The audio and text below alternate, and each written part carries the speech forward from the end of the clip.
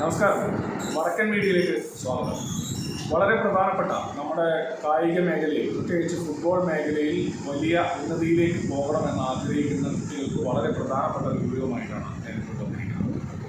ഇന്ത്യയിൽ ആദ്യമായി ഫിഫയുടെ നേതൃത്വത്തിൽ ഒരു അക്കാദമി ആരംഭിക്കുകയാണ്.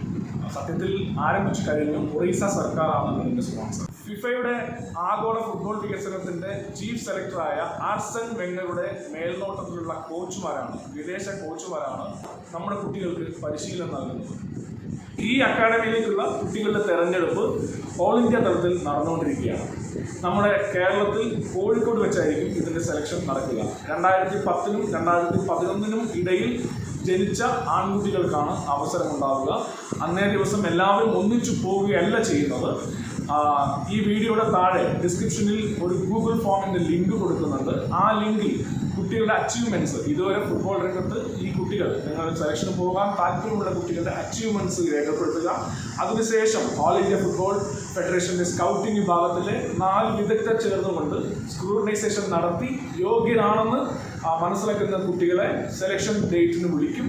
അതുകൊണ്ട് പ്രിയപ്പെട്ടവരെ, ഫുട്ബോളിൽ ഒരു നല്ല ഭാവി കാക്ഷിക്കുന്ന കുട്ടികളുണ്ടെങ്കിൽ, നൈസർഗികമായ കഴിവുള്ള കുട്ടികളുണ്ടെങ്കിൽ, സ്കൂൾ തലങ്ങളിൽ മികച്ച പെർഫോമൻസ് കാഴ്ചവെക്കുന്ന കുട്ടികളുണ്ടെങ്കിൽ ഇത് നല്ല അവസരമാണ്, പാഴാക്കരുത്. മറ്റൊരു വിവരവുമായി വടക്കൻ മീഡിയ വീണ്ടും നിങ്ങളുടെ മുന്നിലേക്ക് എത്തും.